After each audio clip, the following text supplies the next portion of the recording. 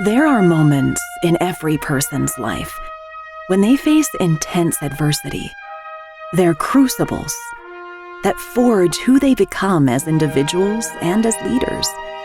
Now more than ever, we need leaders who are called to a higher standard, focused on leaving it better than they found it, and paying it forward to the next generations.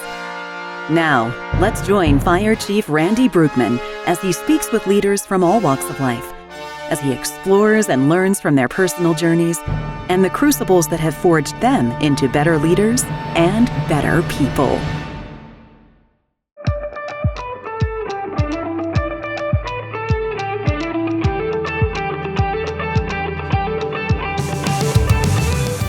Well, welcome to another episode of the Leadership Crucible podcast. Today, it's my pleasure to have on the show Dr. Alexa Chilcutt. Dr. Chilcutt earned her MA in Public Relations and the Ph.D. in Communications and Information Sciences from the University of Alabama. Alexa is a certified executive coach and serves as the faculty lead for the Executive Business Communications Certificate and a co-lead for the Academy of Women in Leadership Programs at Johns Hopkins Carey Business School.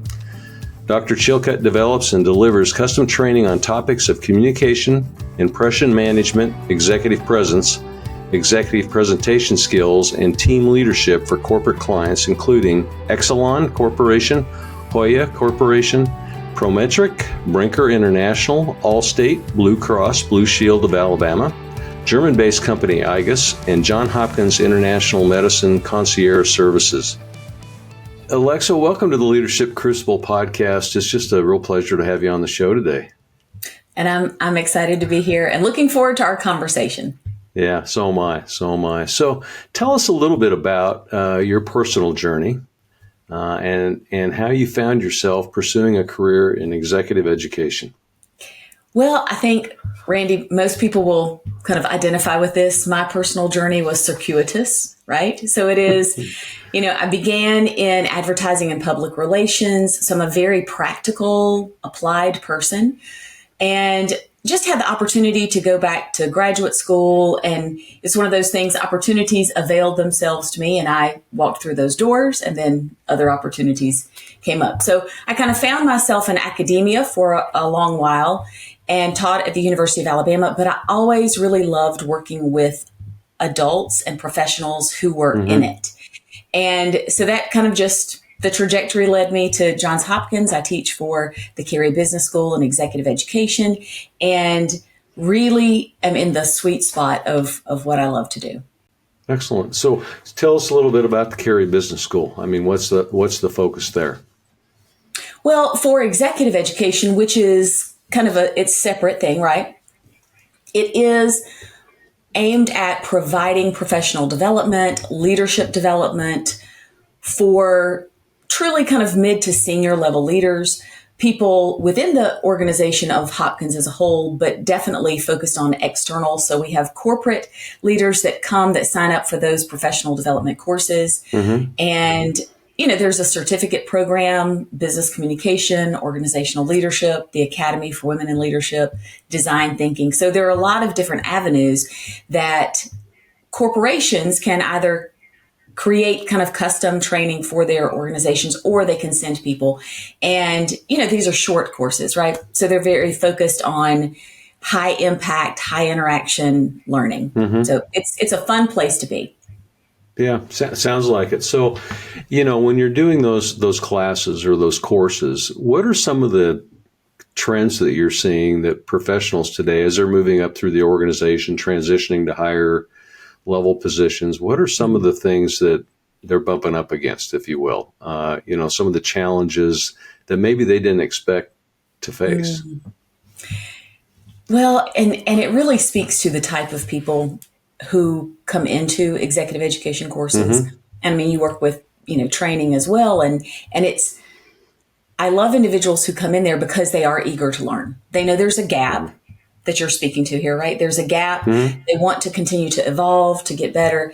And I think a lot of the challenges today, there's so many, but it is an opportunity for people to focus on that professional growth. So they know they're in a spot, they want to get somewhere else, they want to continue to develop as a leader. A lot of times it is how they're being perceived as a leader. So how do they shift and change those perceptions? How do they adopt more strategic communication skills so that there's less conflict? How do they deal with conflict management? How do they create that buy-in for a team? And I think that's a constant challenge, right, to any organization and any leader. Well, and especially today, I mean, just look back at my own career, and we always had 3 generations in our workforce. Now there's 4 and 5. So much different perspectives that you're trying to lead, manage, get on this, get them all on the same page and moving in the same direction. So it's really difficult today, I think, depending upon the type of organization you're in. Yeah, and that topic does come up a lot, is leading multi-generations. And people that are in the middle of that, where they may have grown up in that kind of more hierarchical type of organization. Now they see that landscape shift to more focused on culture and inclusion and collaboration. And then you have these younger generations who really want to find meaning in what they do. And so a leader's job is to nurture a lot more than it used to be. Yeah, the value alignment, I think that our younger generation, as they've come into the workforce, are looking for is a pretty critical element, I think, for leaders today to pay attention to and to focus on. Yeah. So has there been an event in your life that really has helped to shape who you've become as a person and as a professional? I believe, honestly, and you'll probably appreciate this example. My father was a former Marine. He was a naval fighter pilot in Vietnam, and came back from Vietnam. I was already kind of on the ground, was a test pilot, and then decided he didn't perish over in Vietnam. So why in the world was he being a test pilot? Went back to school, went to dental school. So, I mean, major shift here. Yes. But I saw him develop as a leader, because that leadership style of the military versus someone who was leading a small team, an office primarily of women, with the focus then on the end product, which was serving patients and creating a practice that was, valued in the community. And so I really had a wonderful opportunity as a child and, teenager and young adult to see how my father really embraced leadership and embraced a style of leadership where he had people working for him for 30 years. I mean, he had very little turnover. He had one of the most successful practices in our county. And, so seeing how he had to kind of shift his style and what he valued as a leader. And ultimately, at the end of the day, it was about investing in your people and getting them to buy into the goal and that end product and caring for them and, empowering and equipping them. And so I think that's really informed so much of the way that I view leadership and that I look at how I study and teach leadership as well. Yeah, I think that's a really good perspective. I've talked to a lot of military leaders, and they all carry themselves in a very specific way. And, if you watch them, you appreciate just their diligence on how they approach things and their perspective and how they do really focus on taking care of their people. Yeah. And I think it's also, it was good to see him as well go into a practice and stumble, right? Yeah. Not make the best leadership decisions at first and have some pushback and have to figure out, okay, how do I navigate this in a better way? So it was, but you're right. So it's focusing on your team, because your team that's the core of what's important. Yeah. I mean, they're the ones that are going to carry the mission forward. So no matter what that mission is, right? So you got to take care of the folks. But so that was a really great example for you growing up. And do you think that kind of led you to where you're at today? Absolutely. I mean, in my doctoral program, I actually studied leadership. So that was my research. I got to that point where, they were asking me, what are you going to basically spend a year researching? And then you have to answer the question, why does it matter? Why is it important that we should sign off on you researching this? And so I did research leadership and team communication, found things that were pretty much probably to you and I obvious, right? A team-oriented approach, participative decision-making, but at the end of the day, the leader has to make those tough decisions and people need to respect and follow. And so that did lead me in that area. And then a position that I held at the University of Alabama for 11 years, I was a director. I was a director of a program, a large program at the university, and had, sometimes up to 18, 20 direct reports. And so that really informed how I created a team and how I communicated. And, I'm happy to say that it was quite successful. And I enjoyed that leadership opportunity. So let me probe you a little bit on that. Why do you think it was successful? I really went in intentionally creating a culture and they were all graduate students that I was having to teach how to teach and lead and mentor and be responsible for every year. And I would generally have them for 2 years at a time. But I just made it my goal to create a culture of transparency, but authority, creating that boundary of I'm approachable, but here are the expectations. But I am going to equip you with everything that you need. I'm going to encourage and empower you to do the things that you need. I'm going to hold your feet to the fire. But I am the first person that you come to. I'll always have your back, right? And we'll problem solve together. I was always open to feedback. I said, look, I don't have all the answers. I'm not going to. So I'm open to feedback. But then also, obviously, I'm going to be giving you feedback. But how do we do that? How do we give feedback in a way that's constructive and appreciated? Yeah. And so that was really my culture that I created. And I'm glad to say that so many of those graduate students, I mentored them, not just through their job at Alabama, but also into their career. And for many of them, I'm still kind of their mentor. I get the phone calls at 10 o'clock at night or, on a Saturday afternoon and to problem solve. And so it was very fulfilling. Yeah. Well, that's a testament to your leadership that they're calling you at 10 o'clock at night going, hey, I just ran into this. What do you think? Right. Help me. I'm at this transition. What do I do? Yeah. Yeah. Well, you'll have to decide that for yourself, but here's some things to think about, right? Exactly. And so you kind of shift from a leader to more of a coach. Right. And so you're coaching and moving through that space alongside them. Well, I'm glad you brought up the cultural aspect because I think in so many organizations today, they lose sight of that's the foundational piece of what your organization is to become. And so so many leaders today focus on, that next goal that they have to meet, the next program that they have to build, whatever that is, whatever their next hurdle is that they have to get over. And they forget about the culture is what's going to sustain them long term. And so I'm glad you brought that up because I think that's really, really important. And it's often missed today.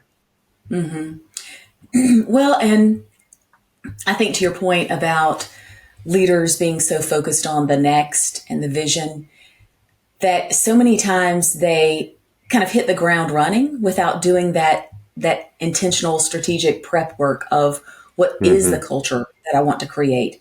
How do I want to create a team? How do I want to foster those relationships? How do we communicate? So creating the processes around how to build the culture and how to maintain that. Because you're right. I mean, you want to create an organization where people feel invested in the vision, but they also feel invested relationally to one another and to have that sense of accountability. And going from making a job or position transactional to allowing people to feel like somehow it's transformational. And I think that's where the culture comes in. I mean, think of Chick-fil-A, right? We always talk about Chick-fil-A as an example of culture, but you can walk into any Chick-fil-A and that culture is so permeated in how they've hired people, the characteristics they look for, the processes around just the scripts from greeting people. And, people look happier to work there than they do if you pop in another fast food chain. So the culture is extremely important. Yeah.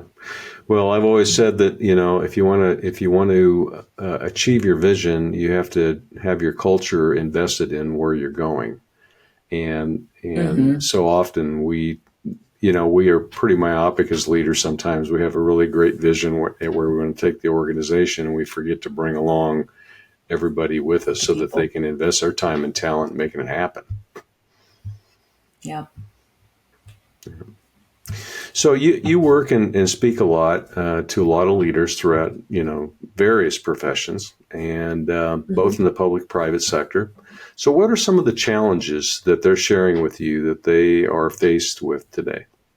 I think across the board, the challenges are creating that investment with people. I think post-pandemic, people dispersed. They got remote. We're trying to now bring people back into spaces that they're reluctant. Why should they be back in spaces? How do you create that connection if people are virtual? And so I think one pervasive theme is, how do we get people back invested in understanding the value of coming back into an office if that's needed, being together in person, because we know how valuable that is. But then, even remotely, how do we create better processes around community? Yeah, I think I've heard that a lot too. And I think a lot of organizations are struggling with what that balance is.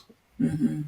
And, but, I'm in leading different organizations. I think one of the things that's really important, especially for people that have been working hybrid or maybe just remotely since they've come into the workforce, is they're missing something. Yeah. There is a value to being in the office, even if it's only a couple days a week, because you can't create the same relationships with people when we're doing things like this. This is a good way to communicate, but the relationship and the development of and understanding the personal dynamic is different when you're sitting across a table. And it also, I think, opens it up to having a relationship that goes past just the business side of it. So you get to understand where the other person is coming from, some of the challenges they may be facing personally, and it creates, I think, a whole different dynamic. Absolutely. I mean, we've become so isolated in our work in those instances.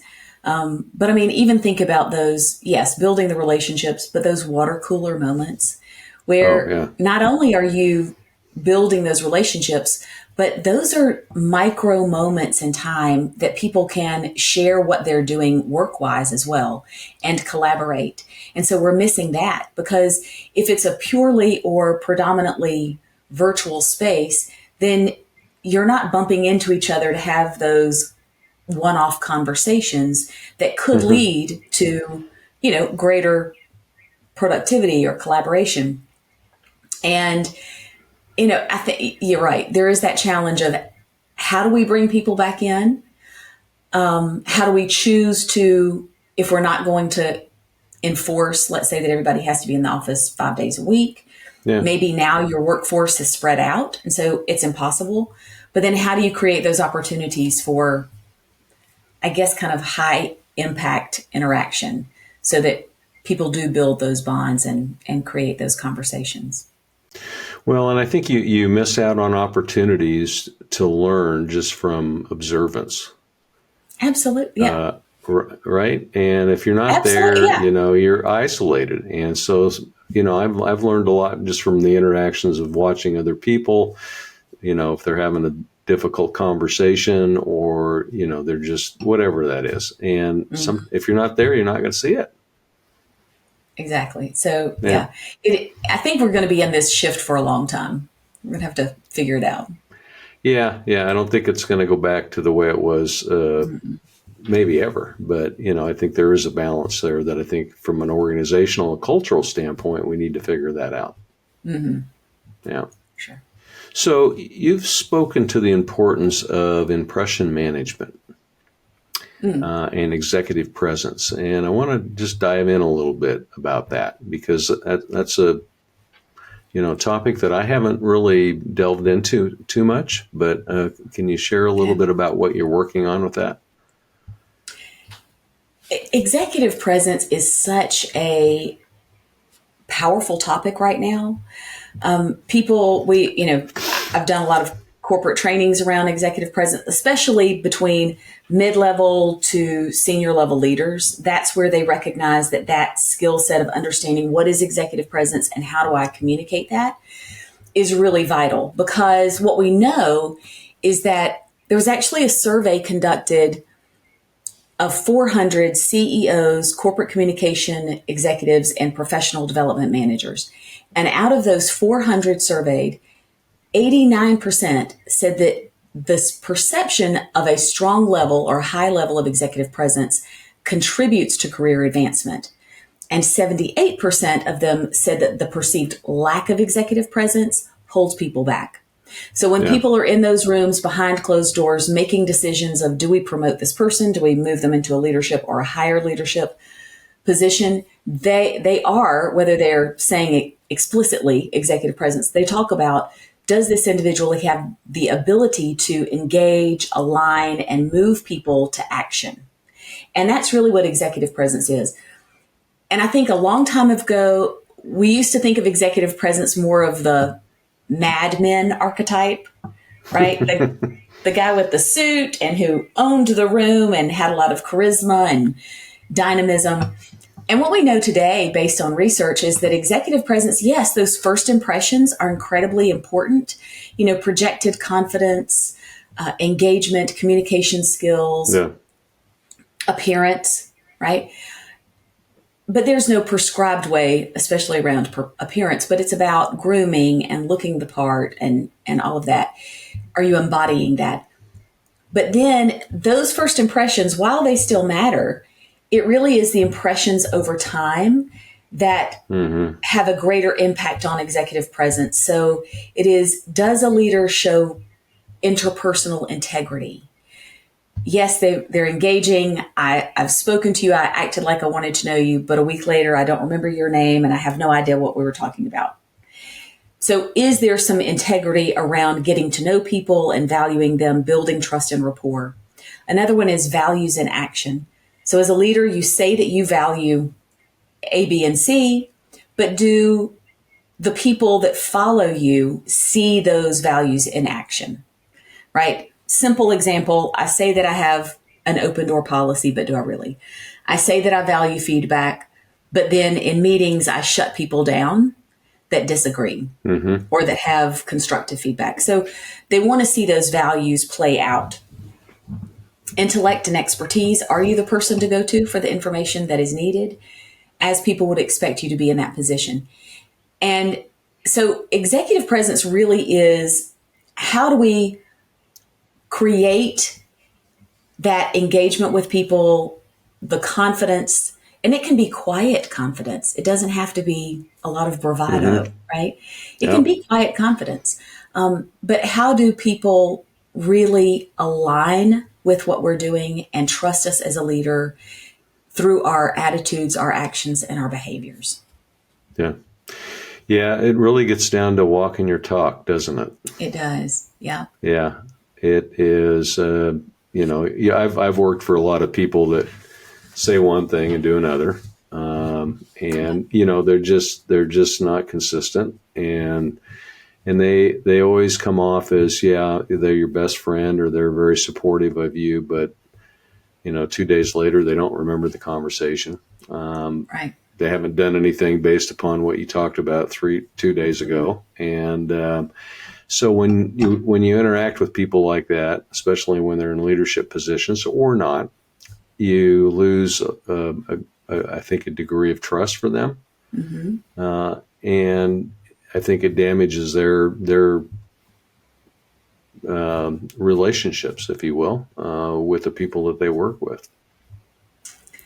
Well, and that's one of the questions that the researchers who came up with these characteristics of executive presence that I loved, right? They did this in-depth interviews with people in executive search. They themselves were leaders or professional development. This was an Australian study conducted, but they asked these questions of them about executive presence. But one of the questions that I loved is, think of a leader that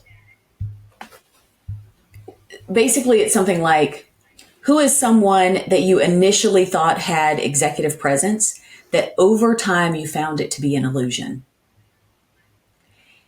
And that's exactly what you're saying, is that people can make a great first impression, but then it's that over time that people see, are they walking the walk? Are they, doing the things that they say they're going to do? Because not only does it breed mistrust when they see that those values are not aligned with what those actions are, but that mistrust then creates a divide between the people and their leader.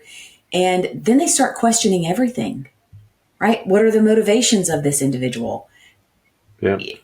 So it just is, it creates a spiral downwards. Every chink in the armor that is not really aligned with the authenticity of who the leader is breaks down.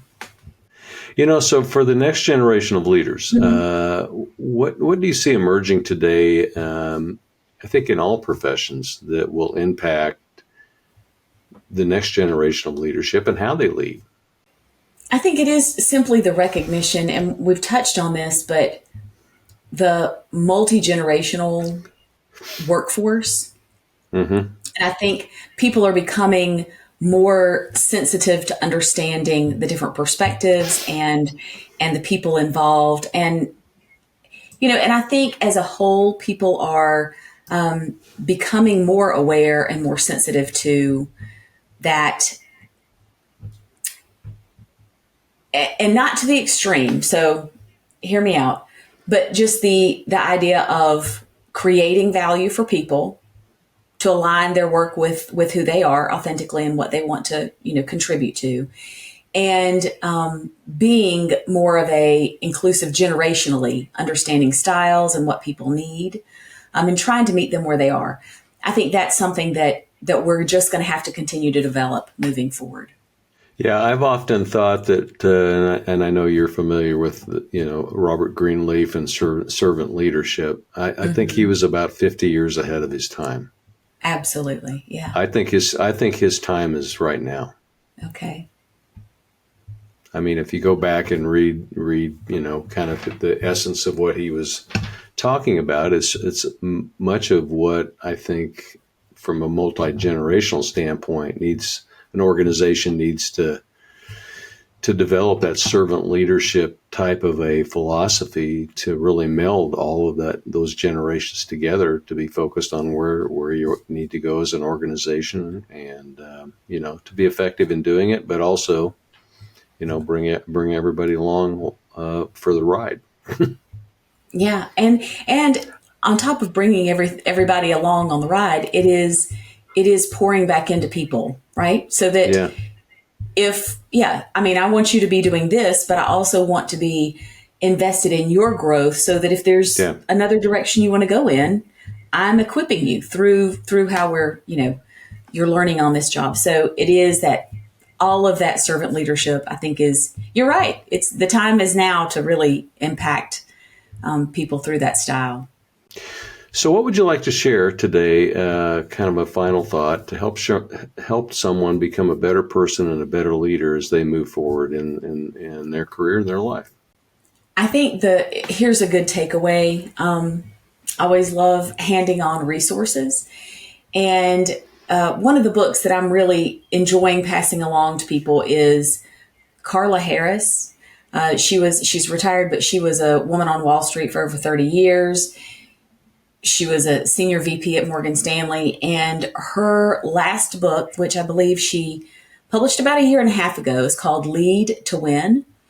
And it's an easy read, but it's on Audible. She reads it, which I find incredibly enjoyable.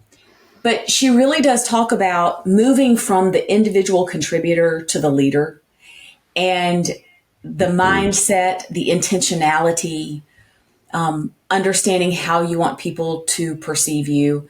She talks about so many examples along the way through corporations, corporate leaders that do a good job and some that don't, and what do we learn from that? And so I think that's a takeaway is I would just encourage people. That's a great resource. She's a fun person, a fun author, and I think people would really enjoy it. Okay. Yeah. Well, thanks for that. I'm gonna pick that up and listen to it. So, yeah, you talk about transitions when you're kind of stepping up in the organization, and I would imagine that you've seen this. Maybe you've experienced it yourself. I know I have. But just watching people make those steps up the organization, sometimes that's really difficult for them to make those transitions. And I'd like your perspective on that. It's difficult for many different, reasons.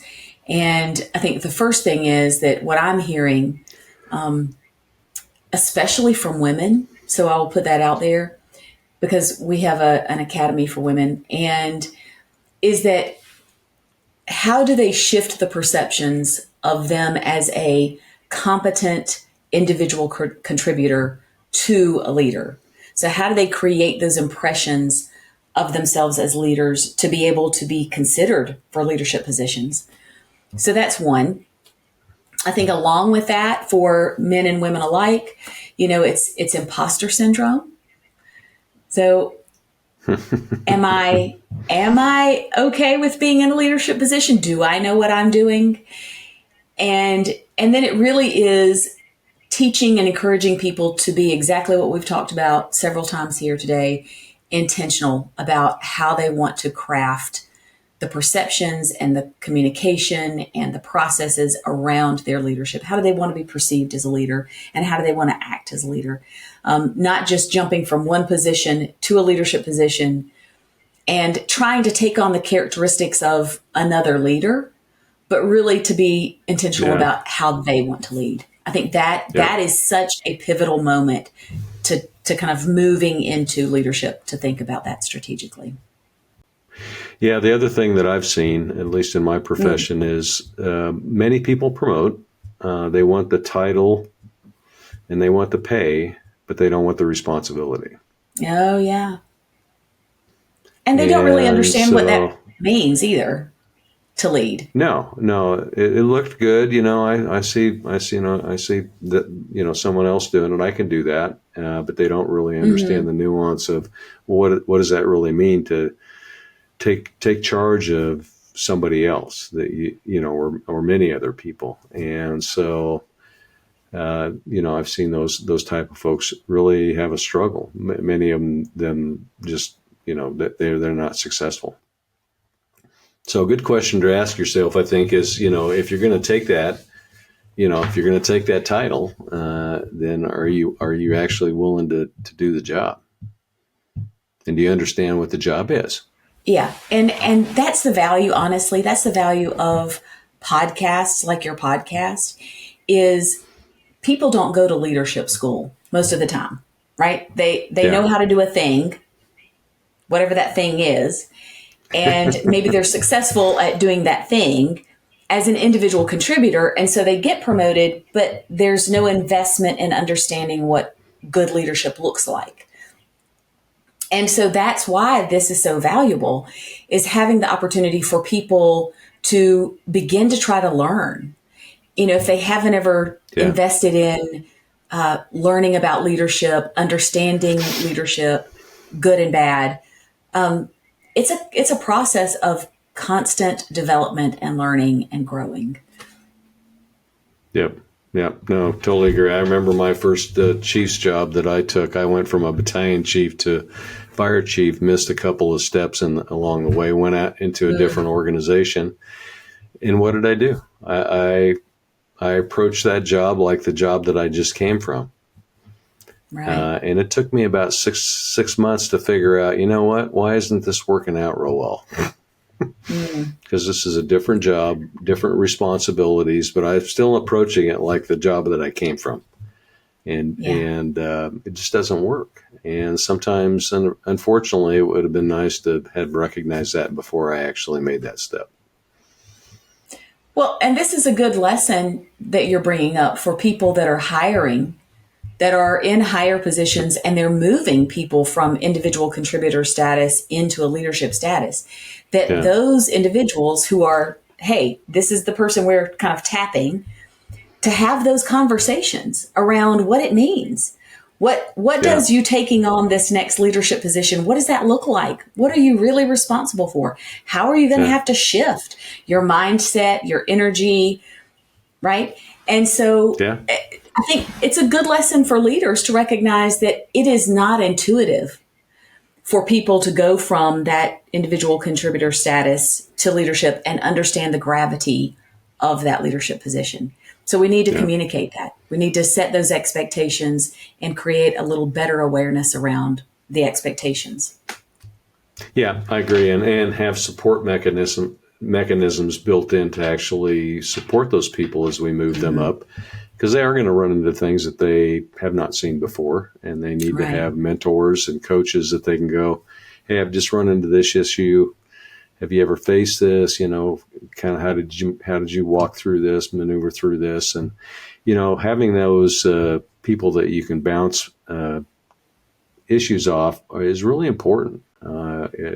So you don't make a major mistake. Well, Alexa, thank you so much for being on the Leadership Crucible podcast. It's just been a pleasure to get to know you, and thanks for all that you're doing to make our next generation of leaders better. We really appreciate everything that you do.